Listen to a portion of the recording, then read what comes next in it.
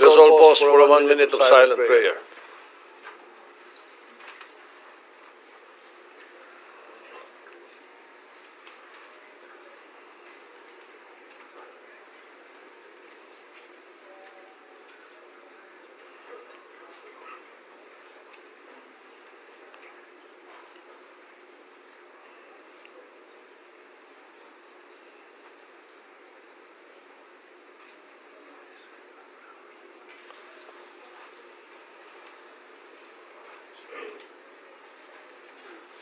May 13 ba ako?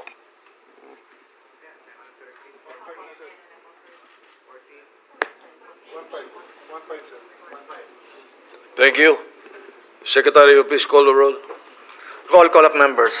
The Honorable Senator Aquino, Senator Cayetano Alan, Senator Cayetano Pia, Senator De La Rosa, Senator Ejercito, Senator Escudero, Senator Estrada, Senator Gatchalian, Senator Go, Senator Ontiveros, Senator Lacson, Senator Lapid, Senator Legarda, Senator Marcoleta, Senator Marcos, Senator Padilla, Senator Pangilinan, Senator Tulfo Erwin, Senator Tulfo Rafi, Senator Villanueva, Senator Villar Camille, Senator Villar Mark, Senator Zubiri. The Senate President is present. With 16 senators present, the chair declares the presence of a quorum. Majority Leader. Thank you, Mr. President. Mr. President, before we take up other matters, we'd like just to acknowledge in the gallery today guests of Senator Kiko Pangilinan, Vice Mayor Lea Patan of Surigao del Norte, and the Secretary as well of the Climate Change Commission, Secretary Robert Borges, here with us as well. Guests of Senator Ronald Bato de la Rosa, the members or the officials of the Municipality of Kalayaan, Palawan, Mayor Beltzazar Alindogan, and Vice Mayor MP Albaida. We have also with us the first run-up winner of 2025 Mr. Cosmopolitan held in Bangkok, Thailand, Mr. Kenneth Marcelino, together with Charles Peregrina and Louis Cardinal. Thank you, Majority Leader. We will welcome all our guests to the Senate this afternoon. Thank you very much for your visit. Mr. President, I move that we dispense with the reading of the Journal of the 21st Session, Tuesday, September 26, 2025, considered the same as approved. Any objection? Chair hears none. Motion is approved. While we are waiting for Senator Amy Marcos, Mr. President, let's proceed with the reference of business. I so move. The Secretary will proceed with the reference of business. Bills on first reading, Senate number 1301, an act providing for the integration of Abrahamic studies and religions in the study of Philippine history in basic education, Senator Padilla. Referred to the Committee on Basic Education. Senate number 1302, an act establishing the Philippine Geriatric Center under the Department of Health and appropriating funds therefore, Senator Ontiveros. To the Committees on Health and Finance. Senate number 1303, an act further amending Section 21 of RA 9165, the Comprehensive Dangerous Drugs Act of 2002 as amended by RA 10640, Senator Tulfo E. To the Committee on Public Order. 1304, an act prohibiting online gaming, providing penalties therefore and for other purposes, Senator Tulfo E. To the Committees on Games and Banks. 1305, an act providing for appropriate burial grounds for civilian uniformed personnel who have demonstrated valor, patriotism, and exemplary service to the nation, and for other purposes, Senator Tulfo E. Referred to the Committees on Public Services and Public Order. 1306, an act providing for a 100 peso daily minimum wage increase for employees and workers in the private sector, Senator Tulfo E. Referred to the Committee on Labor. 1307, an act institutionalizing the establishment of breastfeeding center in every barangay of the Philippines and for other purposes, Senator Villar C. To the Committees on Health, Local Government, and Finance. 1308, an act institutionalizing the grant of student loan discount privilege on mobile and internet services, Senator Villar M. To the Committees on Basic Education, Public Services, and Ways and Means. Senate number 1309, an act amending Section 288 of the National Internal Revenue Code of 1997 as amended and for other purposes, Senator Marcos. Referred to the Committee on Ways and Means. Senate Number 1310, an act strengthening the Internal Affairs Service of the Philippine National Police, amending for the purpose RA 8551, the Philippine National Police Reform and Reorganization Act of 1998, and for other purposes, Senator Marcos.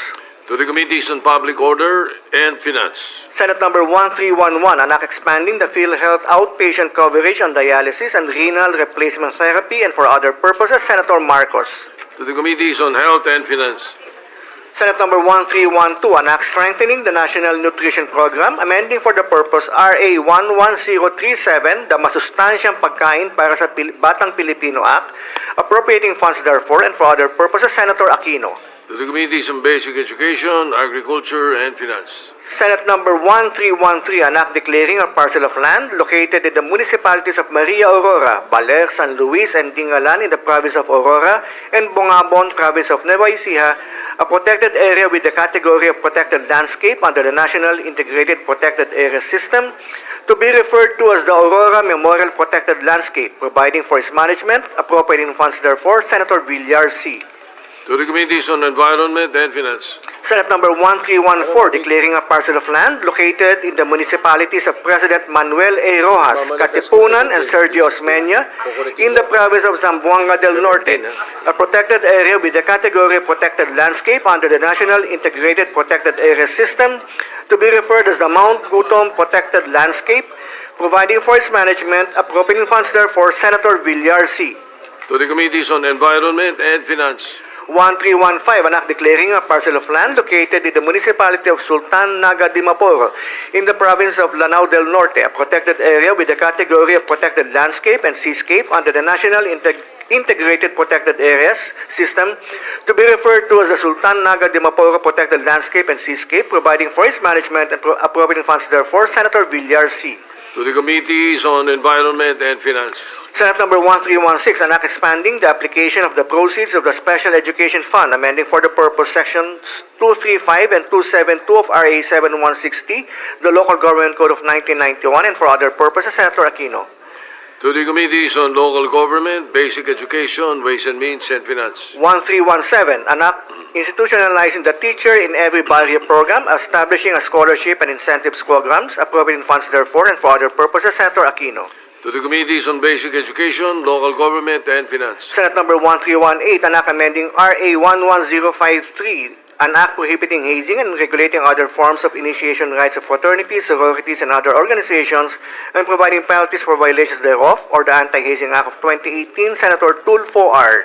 To the Committees on Public Order and Justice. Senate Number 1319, an act institutionalizing random drug testing for incumbent elective and appointed officials, amending for the purpose RA 9165, the Comprehensive Dangerous Drugs Act of 2002, Senator Tulfo R. To the Committees on Public Order and Civil Service. Senate Number 1320, an act establishing the Philippine Geriatric Center under the Department of Health and appropriating funds therefore, Senator Tulfo R. To the Committees on Health and Finance. Senate Number 1321, an act establishing national preventive mechanism in adherence to the optional protocol to the Convention Against Torture and other cruel, inhuman, or degrading treatment or punishment, and for other purposes, Senator Estrada. To the Committees on Justice and Finance. Senate Number 1322, an act allowing the use of digital copy of identification cards in government transactions, Senator Villar M. To the Committees on Science and Finance. Senate Number 1323, an act establishing a cancer medicine and treatment assistance fund for indigent and underprivileged Filipinos, Senator Villar M. To the Committees on Health, Social Justice, and Finance. Senate Number 1324, an act providing palliative and end-of-life care in all medical facilities and appropriate funds therefore, Senator Villar M. To the Committees on Health, Ways and Means, and Finance. Senate Number 1325, an act institutionalizing the establishment of Veterans Hospital in Visayas and Mindanao, Senator Villar M. To the Committees on Health, National Defense, and Finance. Senate Number 1326, an act granting tax deductions to parents and legal guardians of children with special needs, Senator Villar M. To the Committees on Ways and Means, and Finance. Senate Number 1327, an act further amending RA 11213, the Tax Amnesty Act, as amended by RA 11569 and RA 11956, by extending the period of availment of the estate tax amnesty until June 14, 2027, Senator Villar M.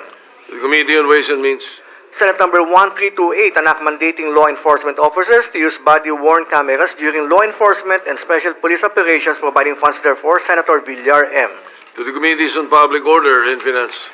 Senate number 1329, an act enhancing the medical access of migrant workers and their families by strengthening the Migrant Workers Hospital and appropriating funds therefore, Senator Villar M. To the Committees on Health, Migrant Workers, Ways and Means, and Finance. Senate number 1330, an act mandating the establishment and implementation of a national budget blockchain system to enhance transparency, accountability, and public participation in the Philippine budget process, Senator Aquino. To the Committee on Science and Finance. Majority Leader, Ask for a minute suspension, Mr. President. session suspended.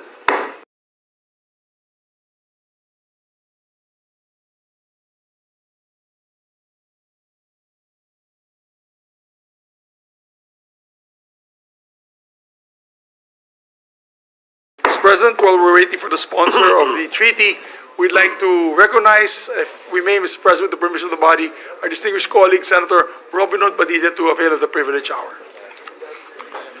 The gentleman from Mindanao in Nueva Ecija, Senator Robin Padilla, is recognized. Maraming salamat po, Ginoong Pangulo, at sa atin pong pinunong mayorya. A'udhu billahi minasyaitanir rajim. Bismillahirrahmanirrahim. Alhamdulillah rabbil alamin. Bismillah wa salatu wa salamu ala rasulillahi. Assalamualaikum. Ginoong Tagapangulo, mga kagalang-galang na kasamahan, ako po ay tumitindig sa pulpitong ito ngayong hapon sa bisa po ng personal at kolektibong pribileyo.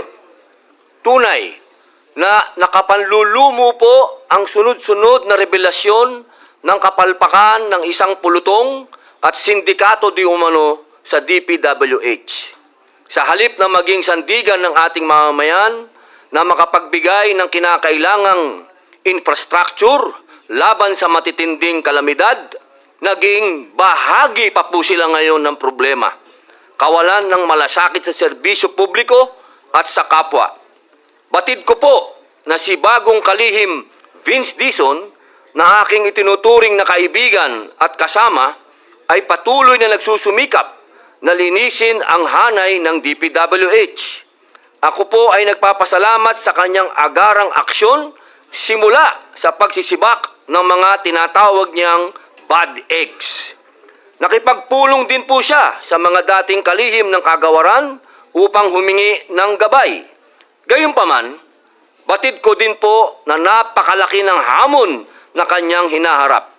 Sabi nga po niya sa isang panayam, sa tagal ng kanyang paninilbihan sa gobyerno, wala pa siyang nakitang mas magulo at mas nakalilitong ahensya tulad ng DPWH.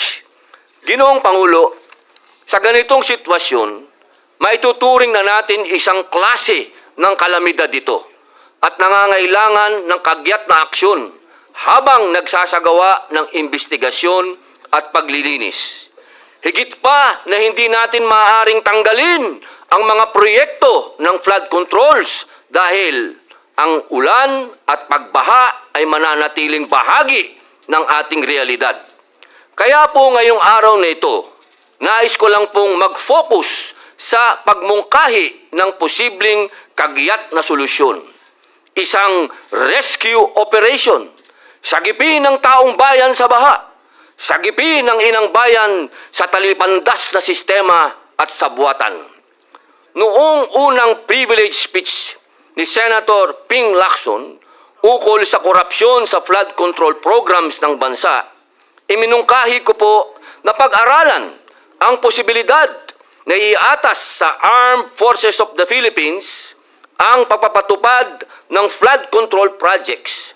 Sinundan po ito ni Senator Panfilo Lacson ng pagsuporta sa out-of-the-box na idea. At nagpahayag na din po si Secretary Dizon ng pagiging bukas sa posibilidad na makipag-partner sa AFP Corps of Engineers sa pagsasagawa ng infrastructure projects, bunsod ng mabuting karanasan niya nang makatuwang sila sa paggawa ng mga kalsada noong siya po'y nasa Clark Development Corporation pa. Ang pag-atas sa Corps of Engineers na maging kabilang sa solusyon ng flood control problems ay hindi makabagong ideya. Sa Estados Unidos po, mula po noong 1820s, ay kabilang na ang US Army Corps of Engineers o USACE sa mga river improvement projects patungkol sa pagsasaayos ng nabigasyon, mga simulain na mga proyekto patungkol sa flood control. Taong 1936 naman po, ipinasa ang Flood Control Act kung saan ang USACE ay naging pangunahing flood control agency ng United States na nagbabahagi pa nga ng kaalaman nito sa iba't ibang organisasyon sa loob at labas ng kanilang bansa. Dahil sa taglay na integrity at efficiency ng USACE, kahit noong unay may alinlangan sa mungkahing ito, ngunit sa kalaunan, kinilala ang kakayahan ng USACE na itayo at patakbuhin ang kanilang nationwide flood control program. Ngunit, meron pa rin konsultasyon at cost sharing sa pagitan ng federal, state at local government. Mula noon, daang-daang reservoir, levees at channelization projects ang naisagawa ng USACE sa ilalim ng kanilang 1936 Flood Control Act.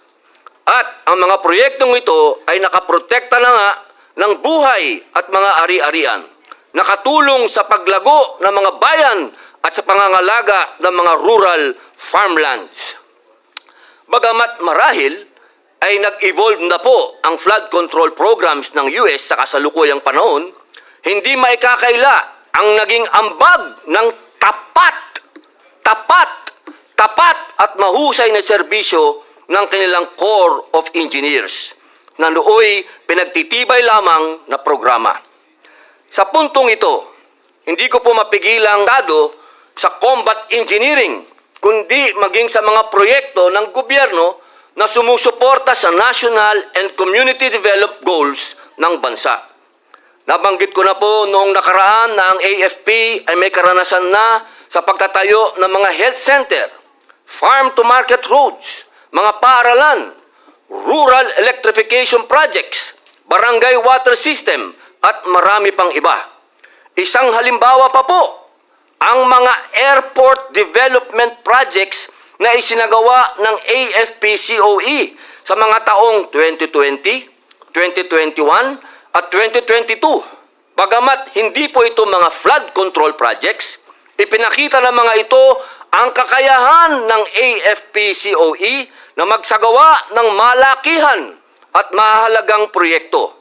Pinakamalaking proyekto ay sa Lawag International Airport na nagkakahalaga ng 362.9 million na tinapos ng 51st Engineer Brigade sa loob lamang po ng mahigit 10 buwan.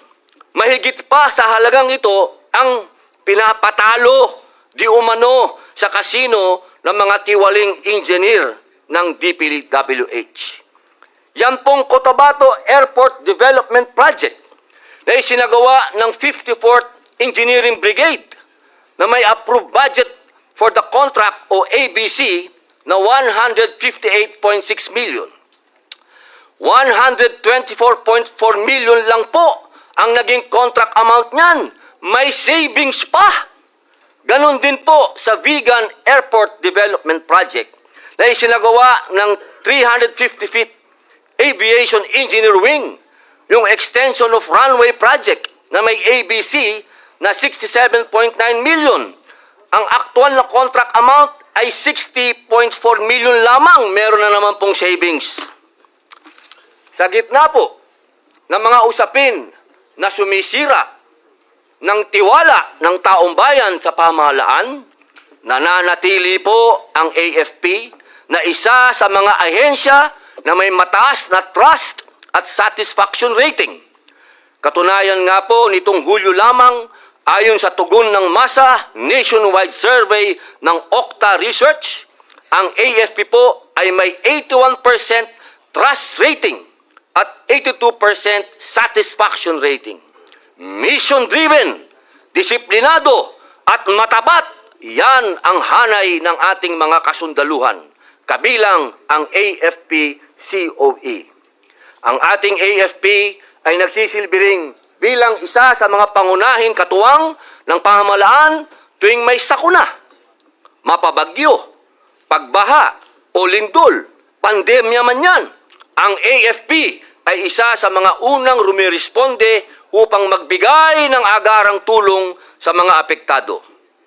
Ginoong Pangulo, mga kasamahan, muli, inihahain ko sa mataas na bulwagang ito ang aking mungkahi na pag-aralan at isaalang-alang na magkaroon ng mas aktibong papel ang AFP-COE sa paglutas ng pambansang suliranin sa flood control, lalo na sa agarang paggawa o pag-aayos ng mga non-existent o severely damaged na mga infrastructure sa mga highly flood-prone areas.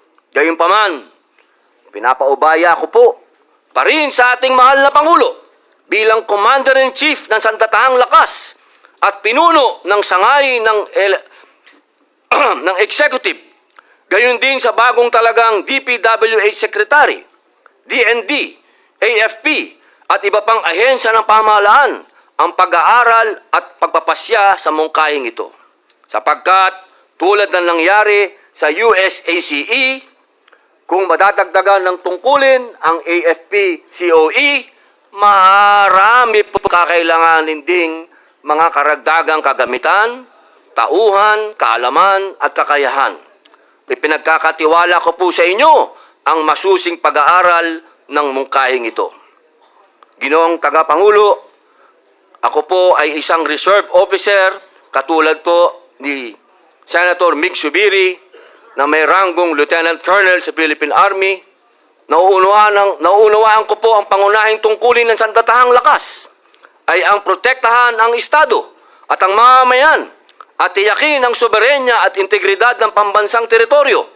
Ngunit, dahil sa track record ng AFP, kumpiyansa ako na kung maatasan sila hinggil dito, ay mapupunta sa wastong pamamalakad ang kaban ng bayan sa hilip na dumadaloy ito sa bulsa ng mga tiwali. Ginoong Pangulo, sa tapat na paglilingkod kasama ang AFP-COE bilang sandigan, hindi lamang sa infrastructure ng ating mapapatibay, kundi pati ang tiwala ng sambayanan. At sa bawat pag-ahon mula sa baha, sabay nating maiahon ang kanilang pag-asa. Tandaan po natin, hanggat may baha, may buhaya. Maraming salamat po, Ginoong Pangulo. Mr. President, Majority Leader. delikado pala, Mr. President, pag may baha, talagang may buhaya. Mr. President, the good gentleman from Bulacan, our distinguished colleague from our former majority floor leader, Senator Joel Villanueva, would like to be recognized. Senator Joel Villanueva is recognized. Thank you very much, Mr. President, distinguished Majority Leader. Kung pagbibigyan po tayo ng ating kasamahan, ng ating BFF, the good gentleman from Camarines Norte and Nueva Ecija to just ask a few questions from this humble representation, Mr. President. Opo, Ginoong Pangulo, isa pong karangalan ang makarinig po ng mga katanungan mula po sa isang taong magmula pa noon ay nakikipaglaban na po dyan sa mga flood control. Maraming salamat po, Ginoong Pangulo. At at the onset, Mr. President, let me place into the records of this August Chamber my sincerest thanks and gratitude to Senator Robin Hood Padilla, not only for looking for solutions, Mr. President. Marami gusto na sumausaw sa iba't ibang issue pero wala naman pong mabigay na solusyon. Marami nga po nagsasabi na tuwing nag-iimbestiga ang Kongreso, ang dalawang bahay sa Kongreso, wala rin namang maibigay na solusyon. Kaya po, nagpapasalamat tayo sa Diyos unang-una, pangalawa sa ating kaibigan at kasamahan dito sa Senado na may ibinibigay na solusyon. At nais ko pong i-throw yung aking full support sa kanyang ninanais tungkol po dito sa inisyatibo na itap, Mr. President, ang sandatahang lakas ng Pilipinas. Ang isang tanong ko po na nais ipahiwatig, Ginoong Pangulo, ay paano po natin ito may isa sa katuparan? Ito po ba ay kinakailangan na gawa ng isang panukalang batas o isang order lamang mula sa ehekutibo, o ito po ba ay po pwedeng gawin ng, for example, the newly installed Department of Public Works and Highway Secretary would come up of a memorandum or having a partnership with the AFP at magawa itong mga proyekto na kung saan alam natin at sumasang-ayon ako sa gentleman from Camarines Norte and Nueva Ecija na mataas ang level ng pagtitiwala ng taong bayan sa ating sandatahang Pilipinas. So ano po yung pwede nating gawin para maisakatuparan itong mga bagay na akin din pong sinusuportahan, Ginoong Pangulo? Opo, maraming salamat po sa inyong katanungan, aking mahal na kaibigan. Alam niyo po, ito pong tinatawag po nating AFP-COE. Matagal na po itong ginagamit po ng gobyerno, noong pong lalong-lalo na po, noong 2020, 2021 at 2022. Marami na po silang nagawang mga airport, katulad po ng nabanggit ko po kanina, sila po ay nakagawa na ng Lawag International Airport, Cotabato Airport Development Project po, at sa Vigan Airport Development Project po. Malalaking project po ito na hindi na po kinailangan pang gumawa po tayo ng panibagong batas. Ito po ay sa pamamagitan lamang po ng utos ng ating Pangulo nung panahon na yon. Opo. Lalong-lalo na po ngayon, siguro po mas kailangan natin sila sa oras na ito. Opo. You mean to say, Mr. President, an executive order or a memorandum of agreement will suffice, Mr. Opo. President, para sa ganito? Gusto ko hong susugan yung binanggit po ninyo kasi Ginoong Pangulo, nung tayo po ay nasa Technical Education and Skills Development Authority, we have come up with partnerships like this. In fact, Mr. President, let me point out our partnership with then Congresswoman Telma Almario of Davao Oriental. If I'm not mistaken, Mr. President, we have come up with a program na tinatawag po ay Training Cum Production ng TESDA. Ito po ay libreng training program para sa mga kabataan doon sa Davao Oriental.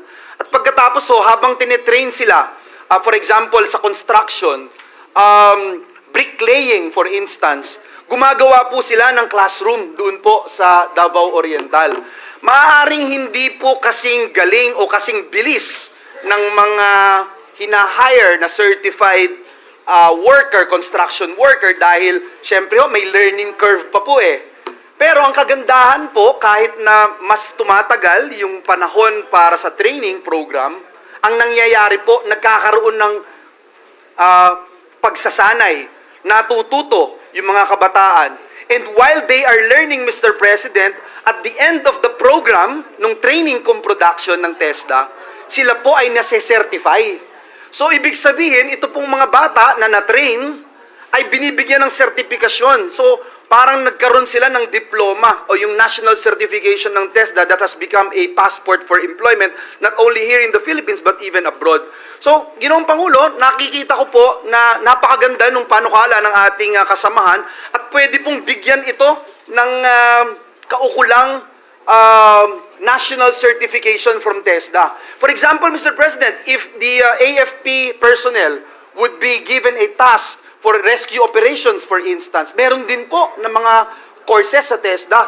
There are about 235 training regulations na kung saan po pwede pong tahin itong nais nating inisyatibo at nang sa ganon, kahit po yung mga AFP natin, personnel, pwede po rin silang mag-earn ng national certification na magagamit po nila kung sila man po ay mag-retire o balang araw mag-ibang karera, meron po silang national certification. Ito po ba'y katanggap-tanggap sa ating kaibigan ginagalang nakasamahan dito sa Senado? Opo, Napakaganda pong mungkahi nito. Katunayan, bigla pong pumasok sa isip ko yung ating mga nag-ROTC po ngayon. Maganda nating ilagay po dyan sa pag-aaral na yan para talagang mobilize po sila at masanay po sila na hindi lang sila panggera, kundi sa mga oras na ganito na mapoproteksyonan natin ang ating mga kababayan na magkakaroon pa sila ng kaalaman na ibibigay po ng TESDA. Napakaganda po nito, napakagandang mungkahi po. Salamat po at sa pagdinig at sa susunod na mga araw na mapag-usapan po ang issue na ito, ang topic na ito. Nais po nating magbigay ng ilang mga panukala dahil nakikita po natin yung kahalagahan na alam natin lahat, Ginoong Pangulo, na yung education is dynamic, hindi nagwawakas yan. Kaya nga ho, nung pinasa natin yung lifelong learning na batas dito sa bulwagang ito, nais nating ipakita na hanggat mayroon tayong tsansa na mapukaw yung ating kaalaman at kasanayan, meron po tayong magagawa, mas magiging effective po tayo, mas magiging blessing po tayo sa ating bansa at sa ating mga kababayan. Nais ko lang po, last but not the least, na sabihin, Ginoong Pangulo, na can you imagine, Mr. President, no? Let us just focus, for example, yung pong binabanggit ko kanina, classrooms lang. How many shortage of classrooms do we have all over the country? And you can imagine, Mr. President, if we have students from all walks of life, tinuturuan gumawa ng classroom. Pagkatapos gumawa ng classroom, nagkaroon pa ng certification at diploma on NC mula sa TESDA.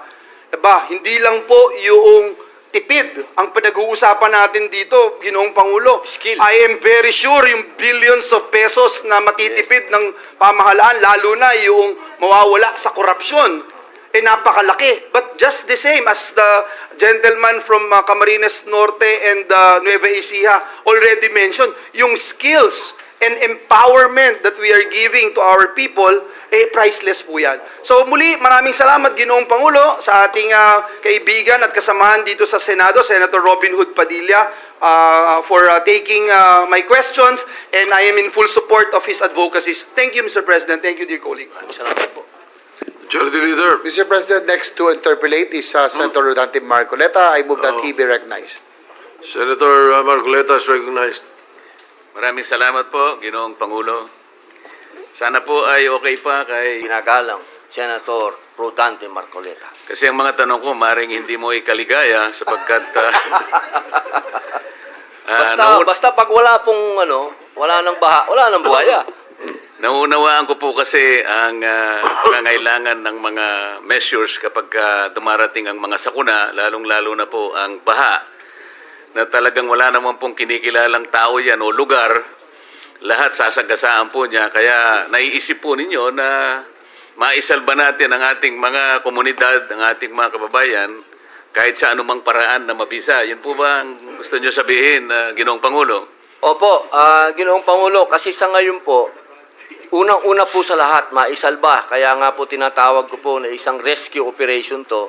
Pangalawa po, maibsan ang galit na nararamdaman po ng ating mga kababayan. Sa oras po nito, umuusok ang galit po ng ating mga kababayan at sa tingin ko po, kung meron pong napagkakatiwalaan sila na mga katulad po ng kasundaluhan na napakataas po ng kanilang approval rating, satisfaction rating, magkakaroon po ng katahimikan na rin ang pag-iisip ng ating mga kababayan po.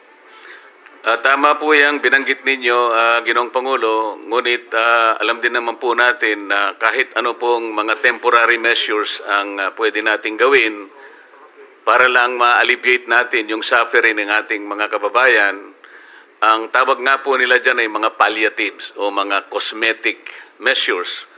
At kung tawagin ay mga band-aid solutions.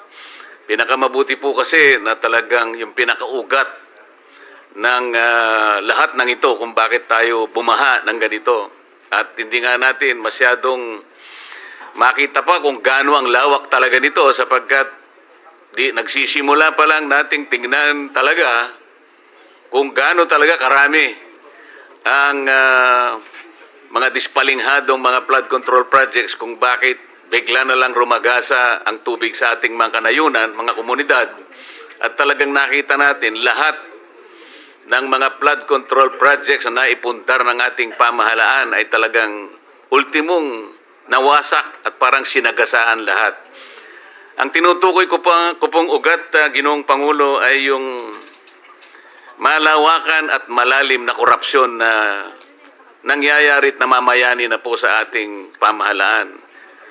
Kapag hindi po natin ito nasolusyonan, mananatili po tayong umahanap na lamang po ng mga band-aid solutions. Nakatutulong po, bakit hindi? Ngunit hindi po natin ganap na napapawi yung pagkamuhi o yung galit ng ating mamamayan sapagkat hindi nagagawa ng pamahalaan ng kanyang pangunahing tungkulin na nakasulat pa man din sa ating saligang batas. Nakatungkulan po ng Estado, Ginoong Pangulo, na kailangan pong yung kapakanan po ng kanyang mamamayan ay kinakailangang unang-una sa listahan ng pamahalaan na dapat po nilang asikasuhin. Tama po ba yun, Ginoong Pangulo? Tama po, naniniwala po tayo dyan. Kaya po natin na isulat ang akin pong pribilehiyong talumpati, sapagkat kapag nanood po tayo ngayon ng balita at nakita po natin at naririnig ko pa nga po na ang magpapatuloy ng mga proyekto, ng mga katulad po ng mga nasirang proyekto, yung mga proyektong guni-guni, ang magtutuloy daw po ay yung paring-paring mga kontraktor. Kaya po ako lalong nagkaroon ng lakas na loob na gawin po itong talumpati na ito, sapagkat kung pamimiliin po ako, kung pamimiliin po ako mismo, kung sino dapat ang gumawa nito at mapagkakatiwalaan ko, hindi na po siguro yung mga kontraktor na yun. Kung hindi, ito na po sigurong AFP, COE, na matagal na pong gumawa ng mga proyekto, katulad po ng mga airport. Kapag airport po ang ginagawa niyan, ibig pong sabihin, matibay po talaga yung mga runway na ginagawa nito mga ito. At sa cost po, sa cost na kung ano po yung budget, nakakatipid pa po sila. Meron pa pong savings, Kaya po nung narinig ko po yon sa balita, sabi ko, siguro naman mas maganda itong aking itatalumpati dahil ito sigurado, number 1, ang sundalo, disiplinado. Kapag gumawa sila ng kapalpakan, merong kagad court martial. Andyan po kaagad. Talagang mabilis ang aksyon. Dito nga po, gumawa sila ng airport, 11 buwan lang. Kaya po naniniwala po ako, Ginoong Tagapangulo, na ito pong ating talumpati na ito, kapag tuparan, magiging, kailangan pong may... Akala ko rin na kahit gaano kagaling, kahit gaano kaseryoso, gaano man katapat ang pwede nating gamitin ng mga tao na pansamantalang makatutulong sa ating mga pangunahing suliranin na inaharap ng ating bansa ngayon, talagang kailangan pa rin na mailatag natin ang isang sistema na kung saan ay malinis natin ang korupsyon sa ating bansa. Kasi kahit ano pong, kahit sinong tao, kahit anong korporasyon ang gamitin natin, kahit anong grupo ng tao ang gamitin natin, kapag ang sistema po ay hindi tama, ay palaging babalik-balik din tayo doon sa mga paggawa na talagang hindi naman katanggap-tanggap sa ating mga kababayan. Kaya po siguro napansin ninyo, Ginoong Pangulo, sa una pa lamang na pagsisikap natin na ayos ang sistema natin at kahit papano'y ma-address natin ang corruption, naging tuntunin po natin nung tayo po ay nanguna sa Blue Ribbon Committee na hindi lamang po yung maliliit na tao ang dapat nating matukoy. Dapat sana pati na po yung malalaki, huwag nating katakutan kung gaano man sila kalaki. Kaya po kung mapapansin niyo, Ginoong Pangulo, yung nauna nating direksyon ay kung baga tayo'y namimingwit ng isda Opo. Sa pamimingwit ng isda, Ginoong Pangulo, gagamit po tayo ng pain. Isang maliit na bagay o isang maliit na isda rin para sa ganoon makahuli tayo ng mas malaking isda. Tama po. Yun lamang po ang paraan kasi. Hindi man siguro ganap, maring hindi po natin lahat maayos. Ngunit kailangan nating matukoy, kailangan nating makilala. Hindi lamang po kontraktor ang kinasangkapan dito Tama po. Hindi lamang po mga opisyales, Ginoong Pangulo, ang may kasalanan dito ng DPWH, maliit o malaki. Lalong-lalo na yung mga tao na nagpasimula kung paano ilatag ang mga pondo nito para sa ganun ay kanilang malustay. Kaya po ang direksyon na tinahak natin, kinausap natin yung mga ibang mga gustong tumistigo, kung sila'y makapagsasabi ng saganang sa kanila, ay yun ang pwede nilang i-contribute sa paghanap natin ng kalutasan, hanggang sa ipangako nga natin sa kanila na sa ilalim ng umiiral na batas, Ginoong Pangulo, meron tayong protection na may bibigay sa inyo kung kayo ay makagaganap doon sa mga requirements na inilatag ng batas.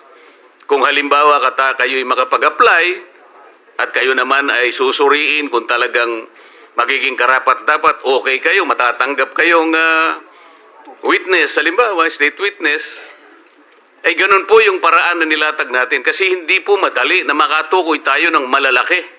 Yung malalaking isda na lalong-lalo na yung pasimuno, yung pinaka-mastermind po kung bakit naging ganito ang kinahinatnan po ng mga proyekto na dapat sana naging protection po ng ating mamamayan. Napansin po ba ninyo yung ganong direksyon na Ginoong Pangulo? Opo. Ako po'y kasama po ninyo sa direksyon na yon sapagkat naniniwala po ako na dito sa pangyayaring ito, marami po talagang, sindikato po ito eh. At yung direksyon po ninyo, talagang malaman natin kung ano yung nangyaring sindikato. Salamat po at sana po ay yan din ang maging direksyon natin. Wala po tayong sisinuhin kung saan makapunta, kung sino po ang hahanapin ng ebidensyang ituturo. Huwag po tayong mangimi, huwag tayong matakot. Ituloy po natin sapagkat ito lang ang paraan. Makilala natin at sana sa lalong madaling panahon po sa pamamagitan ng ganitong pamamaraan ay maihinto na po, hindi man lahat. Ngunit sana yung karamihan po ng ganitong gawain, maihinto po para sa ganon, makinabang naman po ang ating bansa. Sang-ayon po ba kayo sa ganon, Ginoong Pangulo?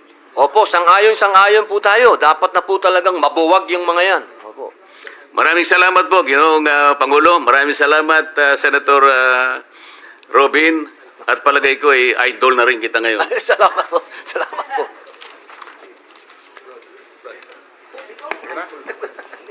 Majority Leader. Mr. President, I move that we refer the privileged speech of Senator Robin Hood Padilla and all the interpellations and manifestations thereto to the committees on Public Works and National Defense and Security, Peace, Unification, and Reconciliation. So move, Mr. President. Any objection? Hearing none is so referred.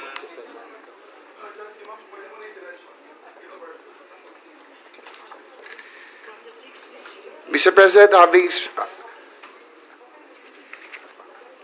having sponsored the measure, I move that we resume consideration of proposed Senate Resolution number 127 under Committee Report number 1. This is the resolution concurring in the agreement on biological diversity of areas beyond national jurisdiction. So move, Mr. President. Any objection? Hearing none, consideration is in order.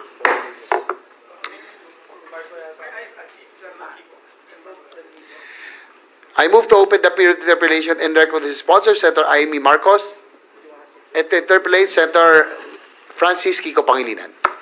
We are in the period of interpellations. The sponsor is recognized, Senator Amy Marcos. And to interpellate is Senator Francis Pangilinan.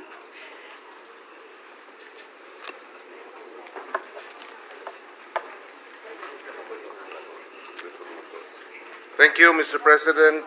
Would the gentle lady from Ilocos Norte be willing to yield to 2 or 3 questions, Mr. President? Yes, thank you very much. Certainly, Senator Pangilinan, thank you very much, Mr. President. Yes, first and foremost, Mr. President, we'd like to congratulate Senator Marcos for this, the first measure that the Senate is to tackle, and it's on a matter that's very close to my heart. I'd like to, for the record, Mr. President, may we know, ano ang magiging direktang benepisyo ng resolution na ito at pagraratipika nito sa ating mga mangingisda, mga maliliit, mga kapos na mga mangingisda. Nabanggit sa kanyang talumpati na isa sa mga pinakamahirap na sektor sa ating bansa ay ang mga mangingisda. Kung ang ating national poverty levels ay 16%, ang poverty level sa hanay ng mga mangingisda ay halos doble, mga 27%. Kaya ano ang magiging benepisyo ng resolusyon na ito sa ating mga pinakamahirap na isa sa pinakamahirap na sektor, ang ating sektor ng pangingisda at paano natin sila matutulungan. Yes, maraming salamat para sa katanungan, Senator Pangilinan. Yan rin yung tanong ko eh. Ano bang pakinabang natin dito? Kasi pasok tayo ng pasok sa iba't ibang tratado. Wala naman palang tulong para sa ating mahihirap. Sadyang 2.5 ang multiplier ng ating coastal communities pagkahirap-hirap. At yun nga, unang-una, yung access to training, kasi mga sinauna pa yung teknolohiya natin, bangka-bangka, alam naman natin yan, nagpapalaot na halos hindi alam ang mapapala. So yung training and upskilling will be a very large factor. Ikalawa, yung technology transfer, minimithi natin na mag-level up naman yung ating mga mangingisda kasi yung mga sinauna pa rin. Sa amin, sa Ilocos hanggang ngayon, community ducklist pa ang ginagamit, yung malalaking fishing net na pag hinila sa baybay, halos wala namang huli. Kawawa naman. Tapos, alam rin natin na they will have better catch kapag may marine resources, yung mga genetic, yung mga data resources, malaking bagay yun, di pa tayo maabot doon. Pagkatapos, meron rin puhunan kasi magbibigay ng seed capital yung voluntary fund, pati yung GEF. May puhunan, baka sakali makapagsimula sila ng halimbawa ecotourism. Maraming gustong pumunta na galing sa lungsod. May mga bagong livelihood. At yung sustainability, malaking bagay kasi meron na silang predictive capacity para sa iba't ibang disaster. Malaking bagay yun. And also, if we're community projects, direct employment. Sa sagot sa tanong, siguro dagdag na tanong, saan manggagaling ang sinasabing pondo halimbawa para sa training, para sa technology transfer? At paano ma-access ang pondong ito? Well, tatlo yung pondo na pinag-uusapan. Yung existing na sa ngayon, yung tinatawag na Global Environment Facility, yung GEF. It started in 1991 and there have been 149 projects in the Philippines with a total of 720 million. 97 are already completed at nakita natin that better catch for our fisher folk and coastal communities have ensued. Maliban sa trust fund nitong Global Environment Facility, meron pa tayong tinatawag na voluntary, may voluntary na special fund which will also be part of the funds that will be accessed, and then also there will be the special fund as well in addition. So tatlong pondo yan na kahit papano, although we will have to be assessed for a share, magbibigay tayo ng share. May ambag tayo, maliit lang naman. At ina-estimate natin as a $24,000 US. Pero sa milyon-milyon na maa-access natin, palagay ko sulit na po. At is it my understanding na ang ibang mga bansa mas malaki ang kanilang ambag, ganun ba? Yes, ganon. Siyempre, percentage naka-prorata sa developing countries, mas malaki yung kanila dahil meron silang mga merchant marine at malakihang commercial fishing. Tapos tayo, small time lang tayo kasi maliit rin lang ang ating fishing industry. Kaya nga siguro napakahalaga na mabigyan ng dagdag na suporta ang ating fishing industry dahil totoong small time tayo. Pero sa totoo lang, kung tama ang ating interventions, hindi tayo dapat small time, lalo na sa larangan ng aquamarine resources, aquatic resources development. Dahil ang Pilipinas ang nakapaloob sa Center of Aquamarine Biodiversity sa buong mundo. At ang Verde Island Passage, ang tinatawag na center of the center dyan sa baba sa may Marinduque, Batangas area, ang center of the center of aquamarine biodiversity sa buong sa Coral Triangle na kung tawagin po nila. Kaya nakakalungkot isipin na tayo ang pinakamayaman in terms of aquamarine resources, diversity, pero hindi nabibigyan ng sapat na interventions para yung mga pinakamahirap na sektor ng mangingisda ay mabigyan naman ng mas magandang quality of life, ika nga. Naku, maraming salamat, Senator Kiko. At tunay nga na napakahirap ng ating mga komunidad sa baybay. At nakakahiya sabihin, andito tayo sa kalagitnaan ng dalawang malaking dagat. Andyan yung China Sea, yung West Philippine Sea. Tapos, sa bandang kanan naman, yung malawakang Pacific Ocean. Pero ang Pilipinas, net importer ng isda. Nasa 52% pa rin ang huling pagtiting ko. Yung galunggong, yung cream dory, lahat po yan pumapasok galing sa labas kung minsan masama pa sa katawan at kalusugan. Tama yan. At naalala ko nung gobernadora pa, si Senadora Amy, nagkausap kami dahil ako ang Food Security Secretary nung panahon ni Presidente Noynoy Aquino. At siya mismo ang nag-validate sa akin na kahit sa West Philippine Sea, sa shorelines ng Ilocos Norte, ay meron tayong tuna belt. That's right. In fact, meron tayong 3 tuna belt sa Pilipinas. Yung West Philippine Sea tuna belt, yung Pacific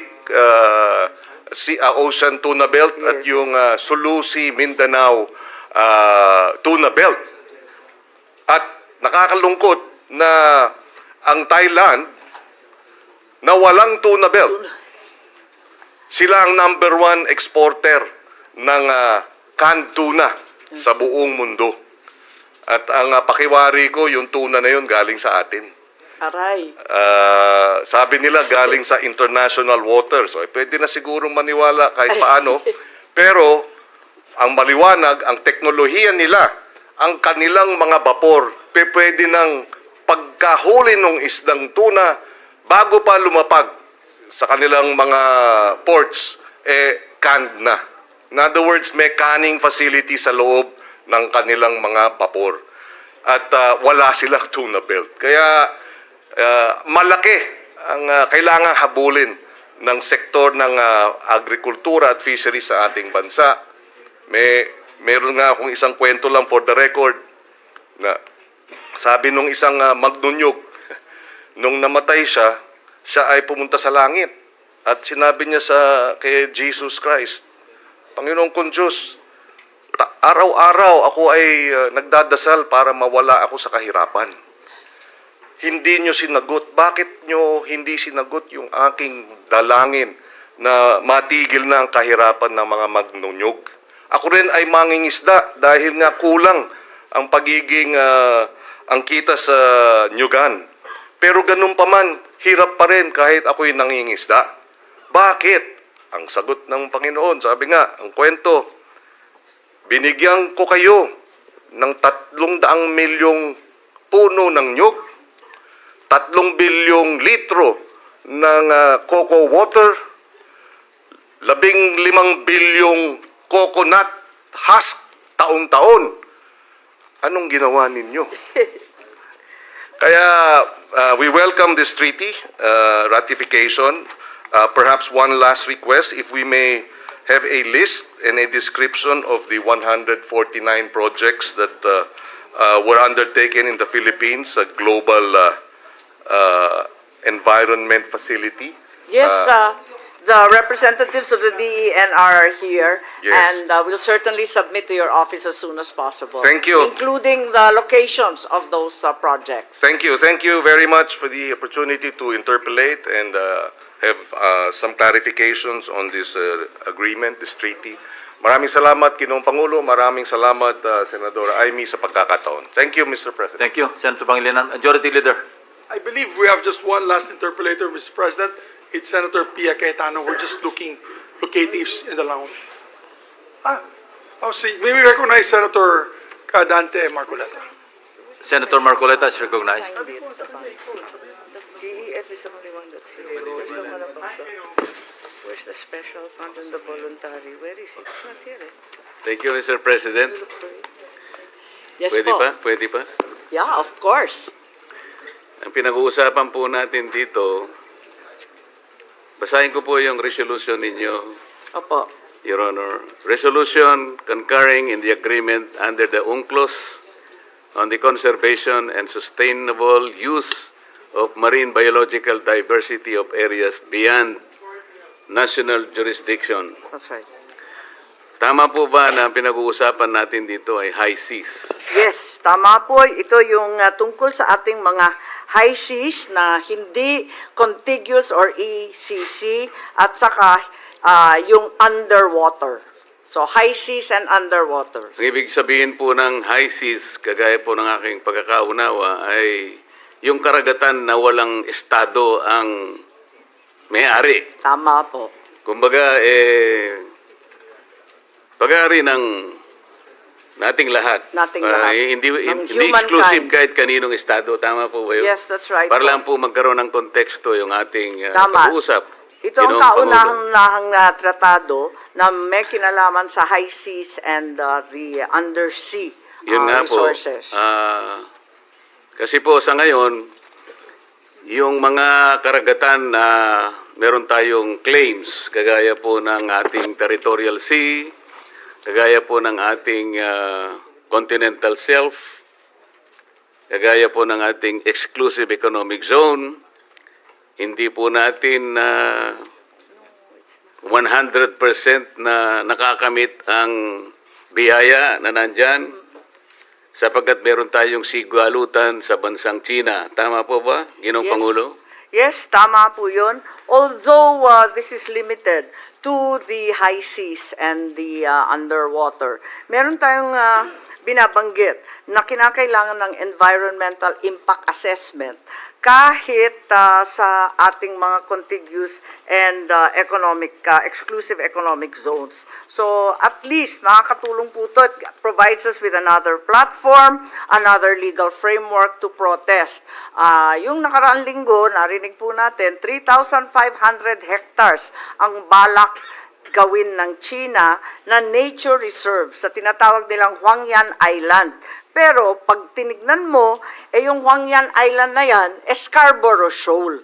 Kaya ito ay hindi sasang-ayunan ng UNCLOS at base dito sa tratado ay bawal.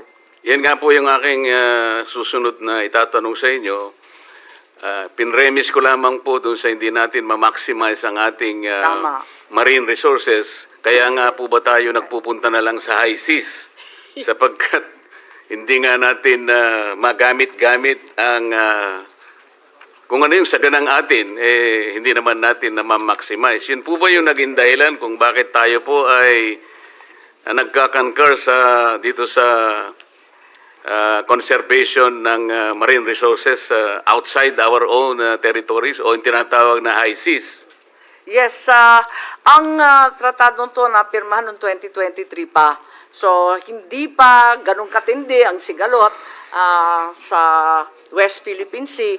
Ngunit, baka makatulong to kahit papano, karagdagang pamamaraan to dahil maliban pa sa note verbal, yung ating iba't ibang protesta, yung kung ano-anong diplomatic protest natin, yung mga bilateral talks, multilateral talks, yung ministerial level talks, dagdag rin ito, pwede rin pag-usapan ang mga issues natin katulad nitong pinaplano nilang malaking nature reserve. Paano po ito, Ginoong Pangulo? Nabanggit na rin po ninyo, China recently declared Bajo de Masinloc a nature reserve, purportedly pursuant to the High Seas Treaty. So sila din, ginagamit nila yung High Seas, ngunit dineklara nila ang Bajo de Masinloc na nature reserve na isa rin tayo sa claimant dyan. Ang tanong po, does our concurrence include a declaration or a reservation regarding the application of the High Seas Treaty to disputed areas like the Bajo de Masinloc? Baliktad po. Under this treaty, kapag disputed yung area, katulad ng Bajo de Masinloc, katulad ng Scarborough, automatically out of the discussion.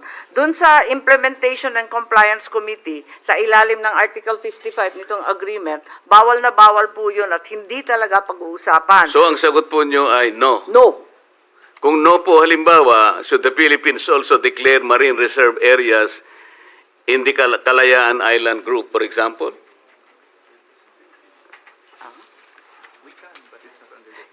Yes, I think nasa sa atin yon kung magpapatayo tayo doon, pero hindi sa ilalim ng treaty. If we do that, what will be the implication on the freedom of navigation? The implication will be that we continue to recognize the freedom of navigation. Wala pong magbabago doon. Kasi po, Mr. President, theoretically, itong mga reserve areas na ito are supposed to be beyond the national jurisdiction of any state. High seas nga po di ba?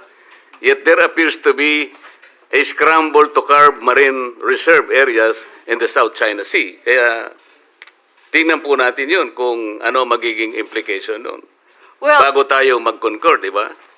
well, alam natin na makakatulong itong treaty na ito kapag may issues katulad nito, there will be international legal proceedings that we can undertake, first with the Implementation and Compliance Committee at yung Conference of Parties. Pagkatapos, pwede rin tayo pumunta sa ICJ, yung International Court of Justice, International Tribunal for the Law of the Seas, yung tinatawag na ITLOS. Lumalawak pa nga ang ating mga remedy kung tutuusin. Bago tayo lumayo dun sa marami pang mga tribunals na pwede nating puntahan, are there provisions in the High Seas Treaty that need incorporation into our local legislation so that the Philippines can be compliant with the provisions of the said treaty? Kasi magko-concur nga tayo. Yes, there are several laws that we will probably have to amend or update para mag-comply nga rito. Tama-tama po yung sinasabi ni Senator Marcoleta, malaking tulong.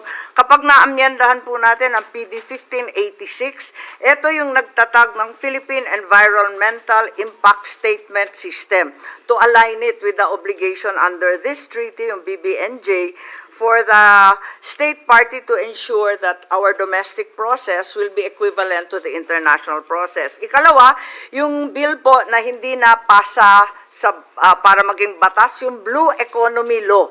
Alam po ni Senator Legarda, siya yung sponsor noon, hindi nakahabol yon, kinakailangan magkaroon noon para yung marine resources will be shared equally. Ikatlo, rini-review rin natin yung fisheries law natin, kung kailangan i-update din dahil 7 na ang pinipirmahan nating fisheries treaties that probably need to be updated. But first and foremost, Mr. President, dapat tingnan muna natin kung meron ngang provision doon sa High Seas Treaty na mag-i-incorporate dito sa ating concurrence para sa ganun maging compliant tayo. We need to check if there is a provision in the High Seas Treaty. Yes, that's correct. And Okay. we have an obligation to align with our obligations under the BBNJ. Okay. po. Last na po, Mr. President, there is a control test in the Constitution regarding natural resource extraction. The High Seas Treaty paves the way for genetic materials extraction in such areas as Benham Rice. That's right. Mr. President, the problem is Benham Rice is not part of our territory. Question is, should there be a legislation lifting or relaxing the control test when it comes to genetic material extraction in areas beyond the 200 nautical miles? Ibig Yes. sabihin, beyond our exclusive economic zone, which is the limit from our baseline. That's correct. And I think Yes or no? Pag yes, yes. what was finally the question? I got lost somewhere in between. Ang sabi ko, should there be a legislation lifting or relaxing the control test na nandiyan sa ating saligang batas when it comes to genetic material extraction in areas beyond the 200 nautical miles limit? Yes. I think Yes. the answer is yes. Okay. And I think there's room to clarify what the Constitution already mandates. Tingnan mo na, if yes, Opo. ang tanong ko, anong limit ang pwede nating impose? Well, liwanagin na lang natin, kapag high seas at saka yung under the sea, talagang yung seabed of the continental shelf is no longer covered. Ika-clarify lang natin yun. Pero yung sa itaas, So atin yung yun. continental shelf is beyond the bago yung exclusive economic zone, continental shelf muna eh. So hindi siya kasali doon. Yes, that's correct. The continental Okay? shelf. Oo. Kasi kung no ang sasabihin mo, yung tanong ko, does this mean 100% foreign-owned corporation can be licensed to extract and patent such materials? Yun Ay, ang hindi tatanong po ko sa'yo. pwede yun. Hindi talaga po pwede po yun. Hindi pwede. Hindi pwede. Yes, I don't think that's allowed. Thank you, Mr. President.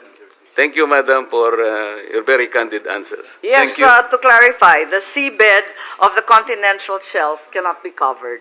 Opo. Okay. Thank you. Senator Marcoleta. Yeah, Senator Risa Ontiveros is recognized. Three questions lamang po. Very, very brief The seabed is not there. interpellation, but more Yes, of of course. clarificatory We'll be happy questions. to answer. Salamat po, good sponsor, Mr. President. Tinatanong ko po itong mga clarifications dahil tayo po sa Senado, yung ating institusyon ay ang, of course, the treaty-making body of government. Kaya nga po, na-appreciate ko yung sponsorship po ninyo, gentle lady from Ilocos Norte, ng pag-concur natin sa ratification dito. I just wish to clarify two points that came up in the previous interpellation dahil importante na pag of record, nasisid doon yung pagtingin ng Senado sa ganitong mga usapin ng foreign affairs. Please correct me if I'm wrong, but I think I heard the point made that Bajo de Masinloc is a disputed territory, that Bajo de Masinloc is not an integral part of Philippine territory. I'd just like to seek your clarification on that, gentle lady from Ilocos Norte, dahil sa pagkaintindi ko po, Bajo de Masinloc is an integral part of Philippine territory, Mr. President.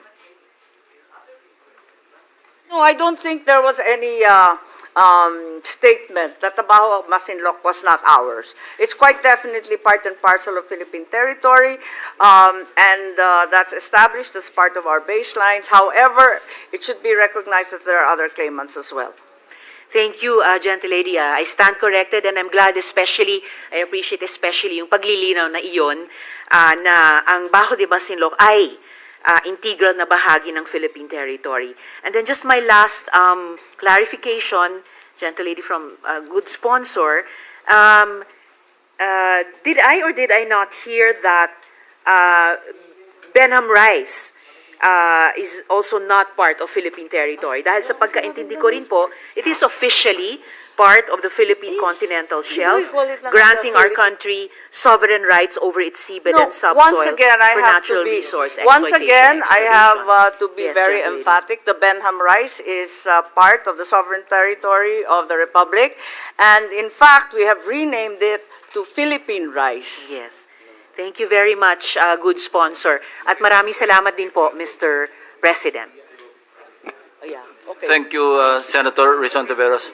Yeah. May Just the, to clarify, there is a distinction between territory versus maritime rights. Our maritime rights are very clearly extended to the Benham Rice and the Philippine Rice. So, Senator Marcoleta wanted to clarify. Also wanted to inform the body that, in fact, China has already signed this treaty, which makes them party to this treaty and subject also to aligning themselves to the provisions and policies therein. Maraming salamat po, good sponsor. Maraming salamat muli, Mr. President. thank you, Senator Risa Ontiveros. May the presiding officer, Yes, just one point, Sure. because Senator Marcoleta made mention of the Calayan Island Group. okay. There are 7 islands that compose the Calayan Island Group, the biggest of which is Pag-asa. Is Pag-asa covered under this treaty? No, it's not in the high seas. So That's my point, because the interpellator a while ago, Senator Marcoleta, made mention of the Calayan Island Group. And if I recall it right, remember it right, the distinguished sponsor answered in the affirmative na yung Calayan Island Group, high seas. Ay, hindi That's my po. understanding. Baka hindi po nagkaintindihan. Definitely, the Kalayaan Island Group, all 7 of them, including Pag-asa Island, belong to the Philippines. At hindi ito bahagi ng high high seas seas. or ng seabed na tinatalakay nitong tratadong to. Thank you for the clarification. Majority Leader. May we recognize our distinguished colleague from Taguig, Pateros, and the Republic of the Philippines, Senator Pia Cayetano. Senator Pia Cayetano is recognized. Thank you, Mr. President. This is actually a manifestation. Maybe I'll throw in a question or two, but it's really a manifestation to show my support, Your Honor, Mr. President. So I would like to manifest my support for our concurrence on the agreement under the UN Convention on the Law of the Seas on the conservation and sustainable use of marine biology diversity of areas beyond national jurisdiction. On a side note, yung pag-aral ng UNCLOS, kasama po yan sa curriculum namin sa UP College of Law. Napakahirap na topic, pinakamababa kong grade. So I am now excited na merong part niya na naiintindihan ko ng lubos-lubusan. Medyo simple lang naman to at maganda rin ho yung mga paliwanag ng ating sponsor. So that's why I am very eager to express my support. This landmark treaty fills a critical gap in international maritime law. Kasi po, ever since itong UNCLOS naman, matagal nang nakasaad, it has firmly been established na maliwanag dyan ang rights and responsibilities ng mga member states within the maritime zone. But what has long left, it has long left biodiversity in the high seas, which is areas beyond national jurisdiction, without a clear, legally binding framework for conservation and sustainable use. The BBNJ Treaty responds to that urgent need. Tama po ba, Madam Sponsor, no? Yes. Na ang UNCLOS natin, covered naman, maliwanag naman yung rights and obligations within the jurisdiction. Pero beyond, question mark. Wala tayong guidelines pala dyan, wala tayong rules. Is that correct? Yes, I suppose so, yes. And of course, we have to make the distinction, as Senator Marcoleta insisted, that maritime rights are distinct from territory. So, Yes, kinakailangan intindihin natin yung high seas at saka yung seabed na sakop nito. Thank you for that clarification, Mr. President. For a maritime and archipelagic nation like the Philippines, this agreement is not abstract. It is practical, it is strategic, and it is necessary. One of the objectives is to ensure the conservation and sustainable use of marine biological diversity of areas beyond national jurisdiction for the present and in the long term through effective implementation of the relevant provisions of UNCLOS and further international cooperation and coordination. I understand that it also aims to regulate harmful activities like overfishing, deep-sea mining, and pollution, even in areas beyond national borders, which help protect migratory fish stock and ecosystems connected to the Philippine waters. Nakinig po ako earlier dun sa mga tanong din ni Senator Kiko Pangilinan, yung concern niya sa mga fisher folks at klaro naman, para sa akin, klaro naman ang UNCLOS dito na when we protect this the resources beyond our jurisdiction, it will naturally have a positive effect for our fisher folks. Tama ho, di ba? Yes, tama po. At alam ko, tulad ninyo, abalang-abala tayo sa SDG. At talagang lagi nilang sinasabi na lahat daw ng karagatan ng Pilipinas, lahat ng baybayin, overfished, na wala ng isda. Kasi hindi nga natin pinangangalagaan. At kitang-kita po to sa Gensan, dati-rate, tayo yung world capital ng tuna. Number 1 po tayo sa buong daigdig. Ngayon, nangangarag tayo sa number 5. Ang dami pong cannery nagsasara, nawawalan ng trabaho. Ikalawa, abala rin tayo sa sinasabi na yung microplastics, pinakamarami raw dito sa karagatan ng Pilipinas. Puros basura yun, nakakahiya yun. At talagang malalaso ng isda at lahat ng diversity sa ating mga baybay. Maiba lang saglit, nabanggit niyo yung microplastic, kaya nga pinupush ko yung gumamit tayo ng sariling tumbler natin. Pero kahit pala gawin natin yon na we are practicing, we are we are encouraging and we are actually using sustainable practices here, mamaya yung kinakain pala natin, puro microplastic Oo din. oo nga, Diba? sabi nandun na daw sa mga isda, sa Yun nga dinami-dami nga ng basurang tinatapon natin sa dagat. Exactly. So malaking bagay ho ito kasi no matter what each country does, and we are also surrounded by other countries that nakikita naman natin sa news na nag-aabala din naman sa kanilang sustainable practices. Pero dun sa open seas, kung walang nagbabantay dyan, wala tayong rules dyan, hindi na natin alam kung anong nangyayari doon. So talagang sa tingin ko po, this is a very welcome movement in the field of biodiversity protection and marine biodiversity. But which brings me to my next point, Mr. President. Marine biodiversity involves a variety of all living things in the ocean and areas and the seas, encompassing diversity at the genetic, species, and ecosystem level. So given this, I think natural, pag sinabi mong biodiversity, ang unang iniisip natin is yung sa dagat, no? Yung kalagayan ng ecosystem sa dagat. And so iniisip natin na Her Honor mentioned SDGs, that would be SDG 14, Life Below Water. But what I'd like to point out as your chairperson of the Committee on Sustainable Development Goals, Innovation, Futures Thinking, ang daming tinatamaan nitong UNCLOS amendment na ito dahil ang tinatamaan dito would be SDG 13, Climate Action, SDG 15, Life on Land, kasi nga affected yung buhay Siyempre. natin, yung livelihood ng mga fisher folk, tayo, yung mga kumakain ng mga nanggagaling dyan sa dagat. And dagdag ko na rin, kasi sinabi nga dito na the definition of marine biodiversity includes the genetic, species, and ecosystem level. So, pati yung mga research natin na baka nandun yung mga makakapagbigay sa atin ng solusyon sa mga iba-ibang sakit. Baka yun yung mga plants and yung mga living things doon, sila yung magbibigay sa atin ng kapalit ng plastic. Tama. You know, it might be products that we can use that At are saka more sustainable. nakikita po natin yung mga pharmaceuticals, biotechnology, Doon. ginagaya na ang kalikasan para Exactly. bigyan tayo ng gamot, Exactly. ng lunas sa iba't ibang sakit. So obviously life on land, lahat ng ginagawa natin affected ngayon nitong pinapasa natin o nire-review natin. And then SDG 16, peace, justice, and strong institutions.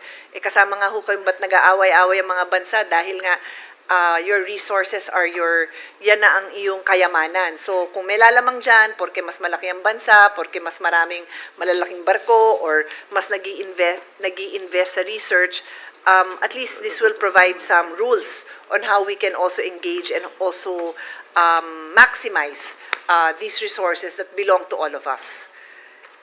And then last two, Mr. President, SDG 17, SDG 12, Responsible Consumption and Production. Kasama na yun dun sa example na binigay ko na gumagamit tayo ng sustainable products. Baka nga galing dyan sa dagat ang ibang solutions natin. And finally, SDG 17, Partnerships for the goal. So ito po yung partnerships ng government to government, government and local government with other governments, research institutes, international institutes, private companies, lahat ho to would all be affected, would all be interested in exploring and for some taking advantage of what's there. So this is very important that we form these important partnerships. Maganda pong nabanggit ni Senator Pia to dahil dinidiin nitong tratadong to yung mga IP, yung indigenous peoples who live in the coast or on water, yung ating mga badyaw, yung Yes. iba't ibang talagang lumulusong sa Yes. karagatan.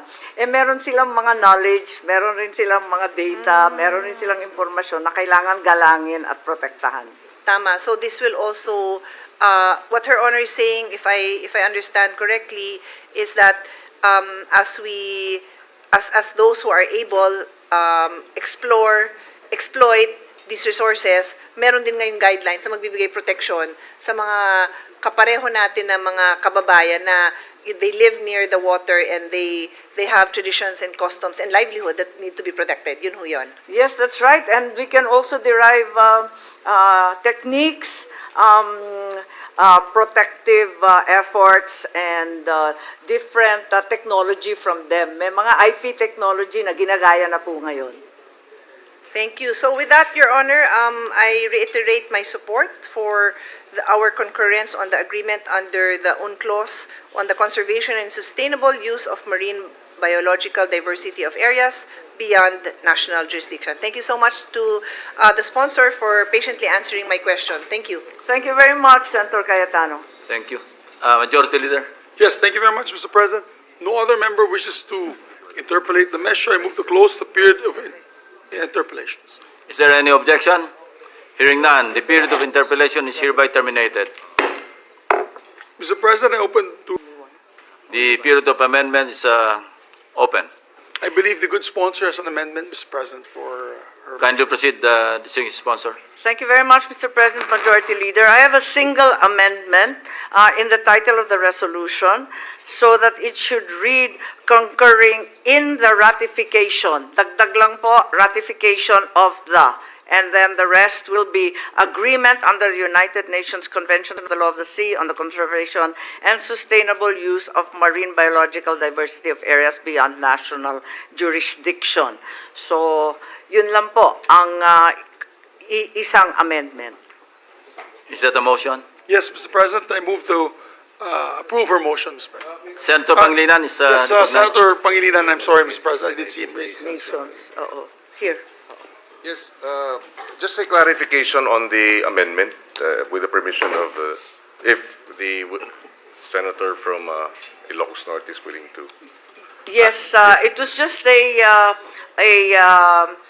an omission because this has actually been ratified already in 2023, but the Senate is presently concurring in the ratification. Nakalimutan po yung ratification of the agreement.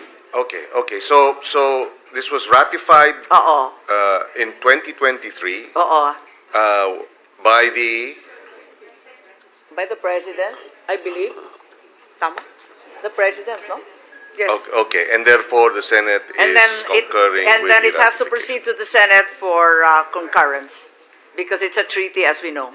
Thank you, Mr. President. Thank you, Madam Senator. I think in certain copies, just to observe, I think Senator Marcoleta noticed that United Nations did not have an S. So other copies contain the S. In any case, obviously, Subject. United Nations contains an S. Yes. So there being no objection to the motion of Senator Aimee on her amendment, Mr. President, I move that we approve the amendment. You move to close the period of amendment. No, just the amendment proposed by Senator. Any objection? Hearing none, the motion is approved. Thank you, Mr. President. There being no other members who wish to propose amendments, I move to close the period of amendments, both Any individual and objection? committee. Hearing none, the period of amendment is hereby terminated. With that, Mr. President, I move to approve on second reading proposed Senate Resolution number 127, subject to style, Mr. President. Is there an objection? Hearing none, the motion is approved. Proposed Senate Resolution number 127 is approved on second reading. Thank you, Mr. President, and therefore we can proceed to third reading as this is a resolution and treaty. With the permission of the body, we proceed to vote on session suspended for 1 minute. Session is suspended.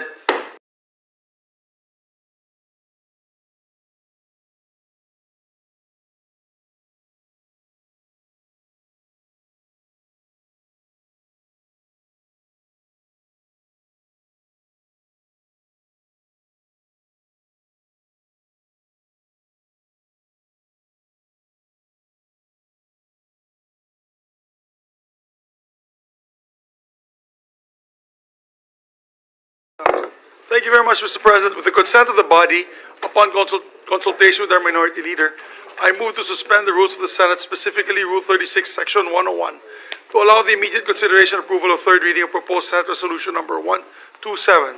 I so move, Mr. President. For the record, the motion of the majority leader is to suspend the rules, and these are only contained in the Senate rules. This is not part of the 3-day rule of the Constitution, and therefore we may do so. That's So, correct. any objection? Chair hears none. The rules are suspended specifically for this particular resolution. Thank you, Mr. President. You're absolutely correct. Mr. President, with that, I move that we vote on third reading on proposed Senate Resolution number 127. This requires the concurrence of the Senate and is mandated by the Constitution. Mr. President, I so move. Any objection? Chair hears none. The motion is to vote on third reading. Senate Resolution 127 contained in Committee Report Number 1, and because it is for third reading, the Senate Secretary is authorized and shall proceed with the roll call vote. Roll call vote. The Honorable Senator Aquino. Senator Cayetano Alan. Senator Cayetano Pia. Senator De La Rosa. Senator Ejercito. Senator Escudero. Senator Estrada. Senator Gatchalian. Senator Go. Senator Ontiveros. Senator Lacson. Senator Lapid. Senator Legarda. Senator Marcoleta.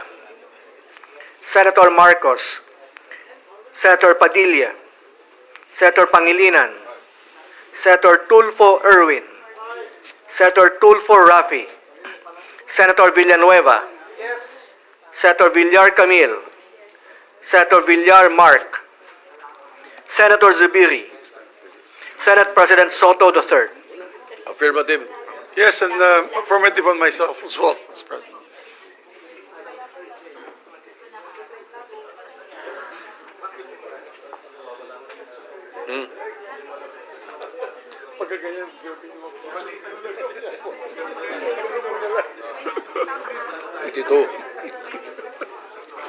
With 22 affirmative votes, no negative votes, no abstention, Senate Resolution 127 under Committee Report Number 1 is approved on third reading. Mr. President, I'd just like to congratulate the sponsor, Senator Amy Marcos. At the same time, Mr. President, just to put on record that in the 19th Congress, she also was the first to approve a measure. I think that was the 18th, 19th, and now the 20th Congress. She is the first senator to pass on third reading a measure. So congratulations to the hardworking Senator Amy. Mr. President. Congratulations, Senator Senator Jaime Marcos. Senator Joel Villanueva is recognized. Thank you, Mr. President. Just to put into the records my desire, Mr. President, to just insert into the records my explanation of vote, Mr. President, if that's okay. So authorized. Thank Yes. Majority Leader.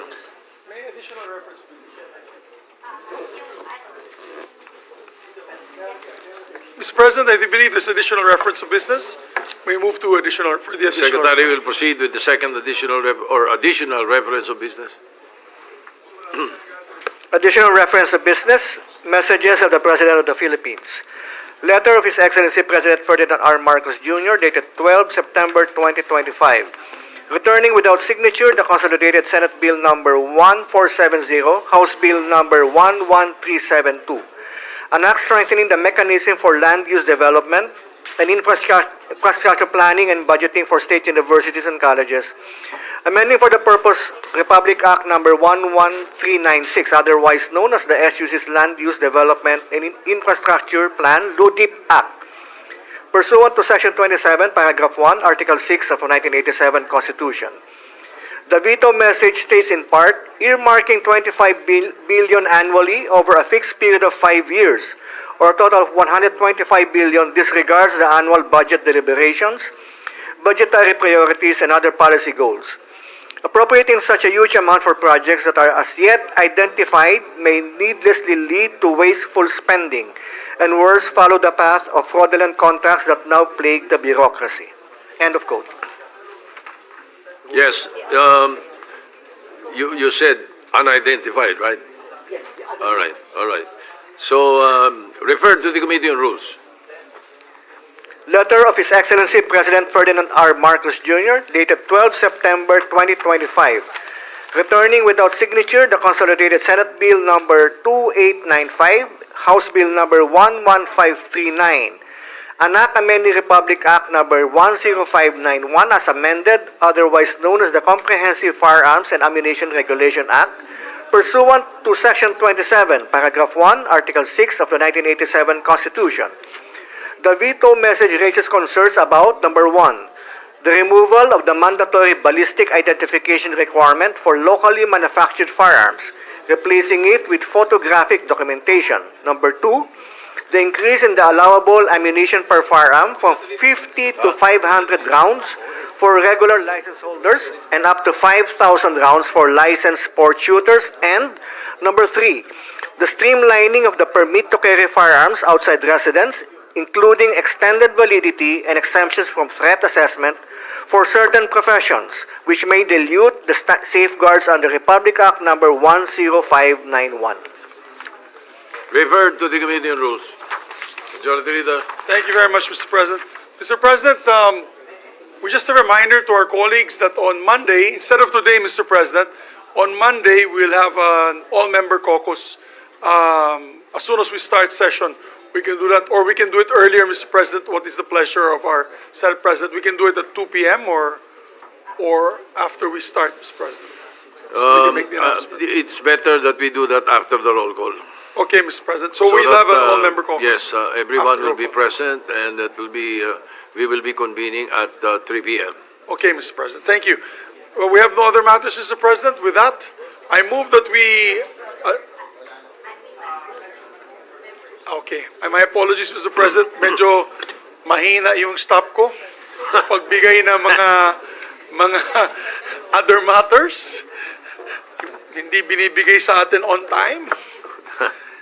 Mr. President, my apologies. We still have Na-delay lang. kulang ng kape, Mr. President. Kulang ng kape. All right. Mr. President, pursuant to Rule 10, Section 13 of the Rules of the Senate, I move to elect the members of the following committees.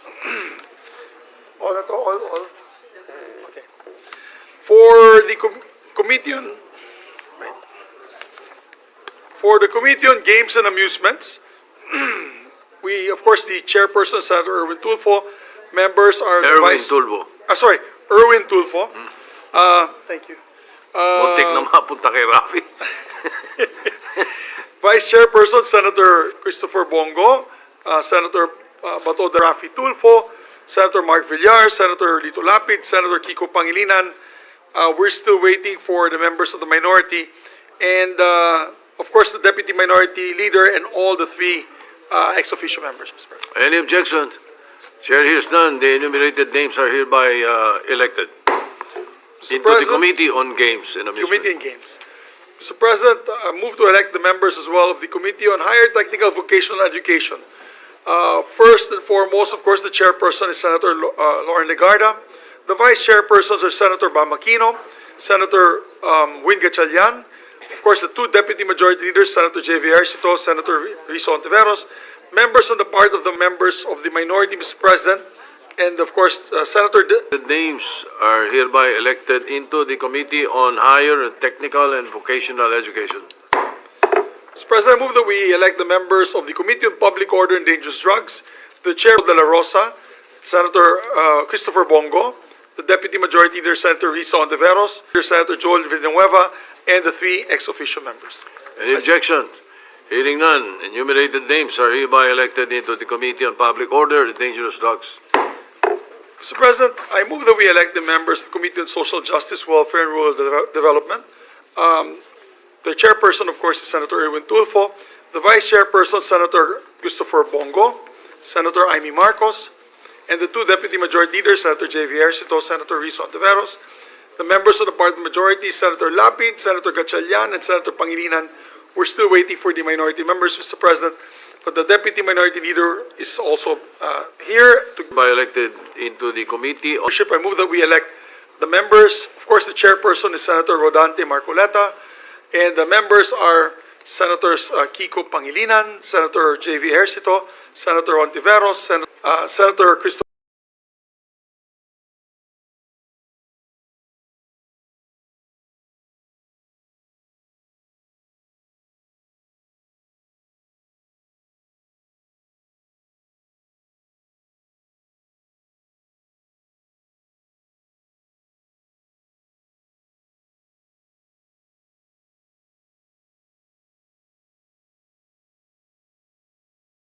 President. Mr. President, in connection with the privileged speech delivered by Senator Erwin Tulfo yesterday, which made reference to the related bill that he filed, I move that the said privileged speech be referred to exclusively to the Committee on Accountability of Public Officers. Privileged speech be referred to exclusively to the Committee on Accountability of Public Officers, the Blue Ribbon Committee, Mr. President. So moved. Any objection? Earlier, it should be Blue Ribbon Committee, Mr. President. So moved. Any objection? Earlier, it should be 17 at not 16. For the record, Majority Leader, at not 16. For the record, Majority Leader.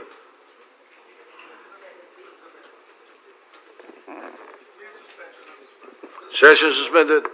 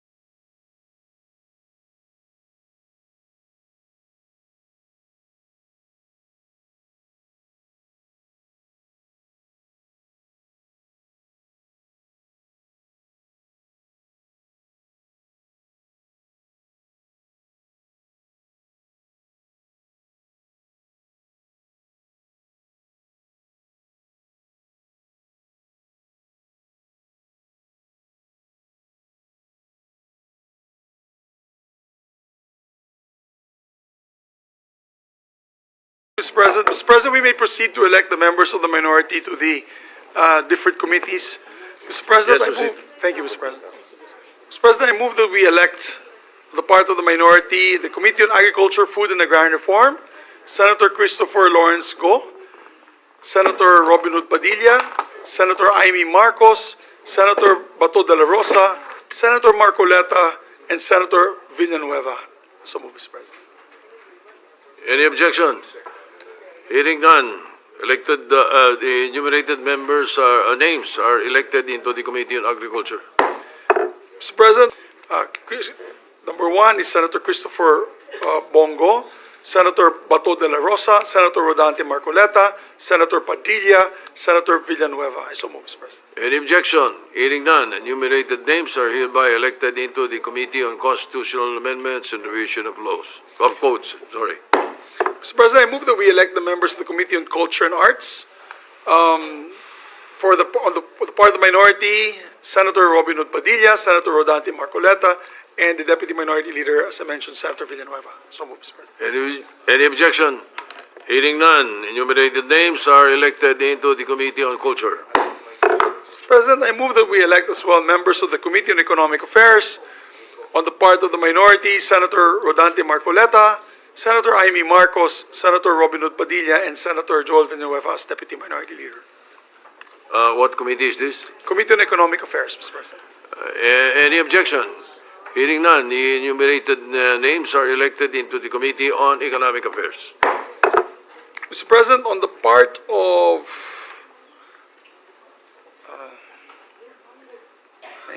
ask, why is energy only one name? Senator Gola? Tapos na ba yung energy? There's only one name. Wala. Okay.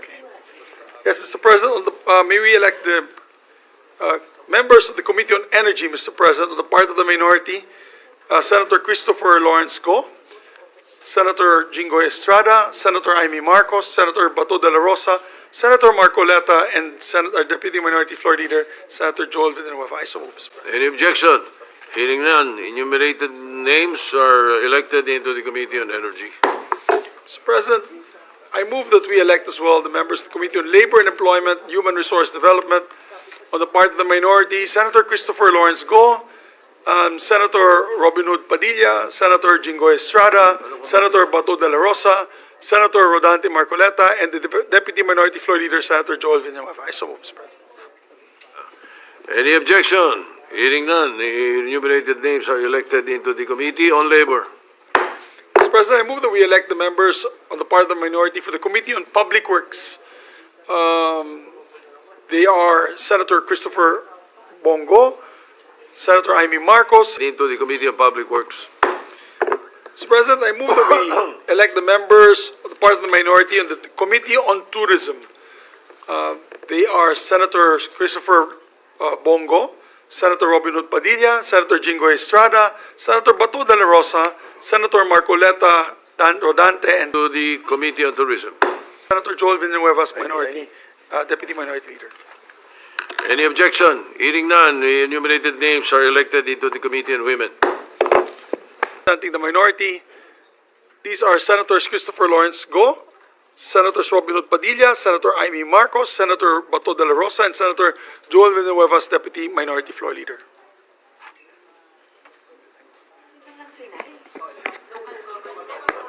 Any objection? Hearing none, the enumerated names are elected into the Committee on Local Government. Mr. President, I move as well to elect members of the Committee on Migrant Workers on the part of the minority. They are Honorable Senators Christopher Lawrence Bongo, Senator Robin Hood Padilla, Senator Jingo Estrada, Senator Amy Marcos, Senator Bato de la Rosa, and Senator Joel Villanueva's Deputy Minority Leader. So moved, Mr. President.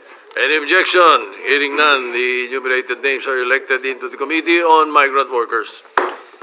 Mr. President, I move as well to elect the members of the Committee on Sports, the part of the minority, Senators Jingo Estrada, Senator Robin Hood Padilla, and Senator Joel Villanueva as Deputy Minority Leader. So moved, Mr. President. Any objections? Hearing none, elected, the enumerated names elected to the Committee on Sports. Kulang ba ito? Sa akin. Dalawa na lang. Okay. Mr. President, I move that we elect the members of the minority representing the cultural communities and Muslim affairs. Of course, the chairperson of this committee is Senator Robin Hood Padilla, and his members, part of the minority, is Senator Christopher Lawrence Bongo and Senator Joel Villanueva's Deputy Minority Floor Leader. Any objection? Hearing none, enumerated names are elected into the Committee on Cultural Communities. I believe we already finished the trade and commerce and entrepreneurship earlier. Kompleto na. Yes. Thank you. Our distinguished colleague, Senator Kiko Pangilinan, wishes to add two members of the Committee on Agriculture. I believe they kulang pala ng dalawa pa. To add Senator Lauren Legarda and Senator Erwin Tulfo, Mr. President. Any objection? Hearing none, Senator Legarda and Senator Tulfo are elected into the Committee on Agriculture. And I believe there are just two committees left, which is the list of Senator Cayetano, which is the Urban Planning and Housing as well as Cooperatives. They have one extra member, Mr. President, for both. So we'll have to give back the list to Senator Cayetano, our Minority Floor Leader.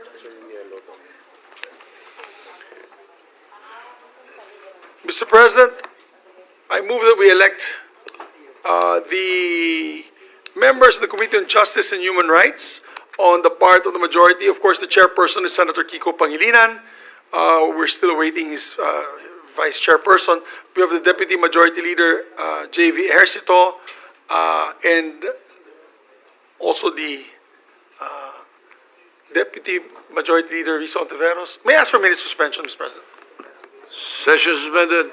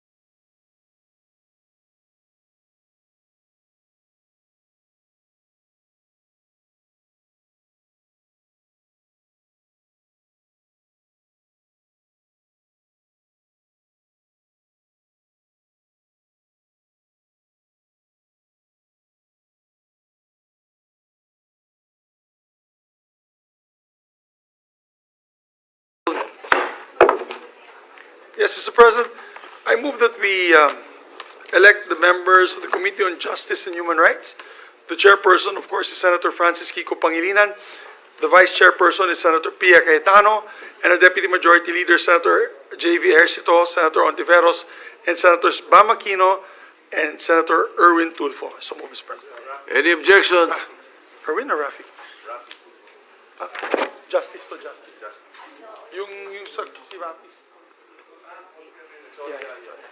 Yes, Additional yan of the previous membership that you already mentioned yes, for justice. that's correct, Mr. President. Any objection? Hearing none, the enumerated names are elected into the Committee on Justice. Thank you, Mr. President. Mr. President, we'd like to also elect the members of the majority in the Committee on Constitutional Amendments and Revision of Codes. The chairperson is Senator Kiko Pangilinan. The vice chairperson, Senator Pia Cayetano.